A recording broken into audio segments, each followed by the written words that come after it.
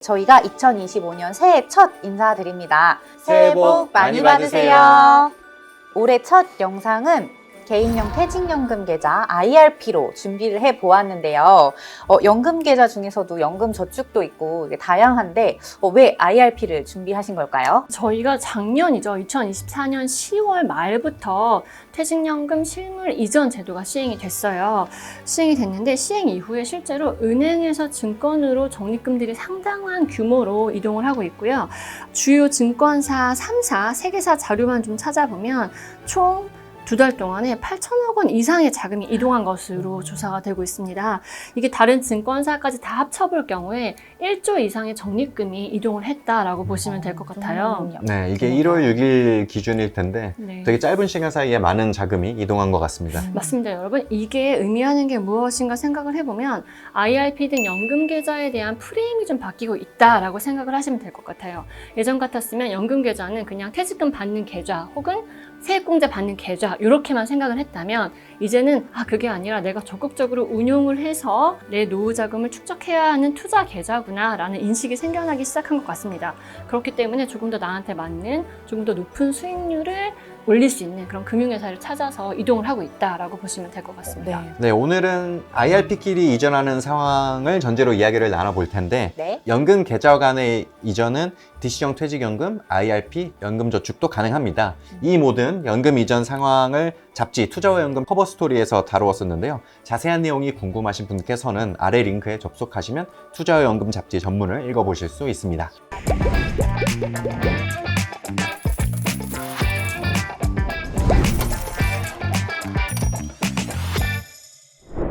저희가 IRP 이전할 때 알아두면 좋을 체크리스트에 대해서 이제 좀 함께 이야기 나눠볼 건데 여러분들의 기억 속에 IRP를 확실하게 각인시키기 위해서 저희가 오늘 IRP 삼행시를 한번 지어보려고 합니다. 네. 저희도요? 네, 그럼요. 네, 모두 네. 각자 하나씩. 네, 네. 괜찮으시겠죠? 생각해놔야겠네요. 알겠습니다. 네, 저희가 또 이렇게 영감을 한번 잘 받아서 여러분들께 또 잘 이렇게 소개해 드리도록 하겠습니다. IRP 삼행시 놓치지 말아주시고요. 그럼 저희가 현재 IRP 가입자가 어느 정도 되는지를 좀 알아보면 좋을 것 같은데 이제 지난해 2023년 퇴직연금 통계가 나온 걸로 알고 있어요. 좀 어떻게 되나요? 네, 2023년 말 기준으로 말씀을 드릴게요. IRP 가입자는 총 321만 명 정도 되고요. 금액은 76.4조 원 정도가 적립이 되어 있습니다. 그러면 이 자금이 어떻게 투자되고 있느냐를 좀 살펴보면 대기성 자금을 포함해서 원리금 보장형 상품에 55조 원, 72.3%가 원리금 보장형에 담겨져 있고요. 실적 배당형 상품에는 21조 원 정도가 적립되어 있습니다. 그런데 눈여겨보실 점은 화면에 보시는 것처럼 실적 배당형 상품에 투자하는 비중이 점점 더 높아지고 있다는 점입니다. 퇴직연금 실물이전 제도가 좀 본격적으로 시행이 되면서 나의 퇴직연금이 조금 더 좋은 서비스와 그리고 더 좋은 인프라로 편안하게 좀 운용될 수 있도록 그 IRP 가입 회사를 옮기시는 분들도 좀 적지 않으신 것 같거든요. 그래서 IRP 옮길 때 그러면 이제 어떠한 것들을 좀 생각을 하고 체크를 해두어야 되는지 이 체크리스트가 있으면 좋겠다라는 생각이 좀 들더라고요. 우선 IRP를 옮길 때 먼저 확인해 두어야 될 사항은 무엇인가요? 가장 첫째로 IRP를 옮길 필요가 있는 것부터 좀 생각을 해보셔야겠죠. 이전이 필요하다, 이 필요성을 판단하는 기준은 뭐 여러 가지가 있을 수 있겠지만 대표적으로 현재 금융회사에서 가입할 수 있는 금융상품의 종류 그리고 이용할 수 있는 서비스가 만족스러운지 이거를 점검해 볼 필요가 있을 것 같습니다.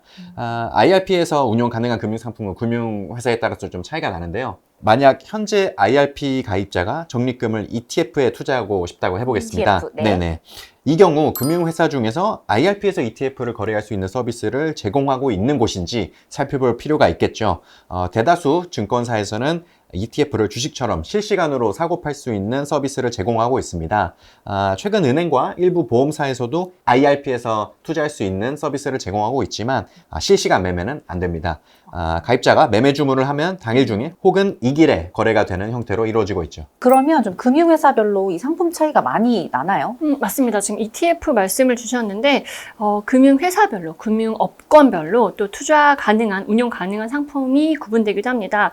일단 은행에서는 중에서는 예금이나 펀드, ETF, TDF 이런 상품들에 기본적으로 투자가 가능하고요. 증권사 IRP 같은 경우에는 이것보다 조금 더 투자하실 수 있는 선택의 폭이 넓다라고 생각을 하시면 될 것 같습니다. 저희가 부동산에 투자하는 리츠나 혹은 뭐 고속도로 같은 기반 산업이죠. 네. 이런 데 투자하는 인프라 펀드라던가 아니면 상장지수 증권이라고 하죠. ETN 같은 상품에까지 투자가 가능합니다. 보험사 IRP 같은 경우에는 보험사에서 제공하는 이율 보증형 상품부터 실적 배당형 상품까지 투자가 가능합니다. 따라서 지금 내가 IRP를 가입하고 있는 금융회사에서 내가 원하는 금융상품을 제공하고 있지 않다고 하면 이런 실물 이전 한번 고려해 보시면 좋을 것 같습니다. 그리고 요즘 또 중요한 게 모바일이나 홈페이지 통해서 직접 거래하시는 분들이 많잖아요. 모바일이나 홈페이지로 거래하실 때 그런 어떤 거래 환경, 매매 시스템에 불만이 맞아요. 있으신 분들도 꽤 있으세요. 네. 그런 분들 같은 경우에도 조금 더 나은 환경에서 편하게 거래하실 수 있는 금융회사로 옮기시는 흐름도 좀 있습니다.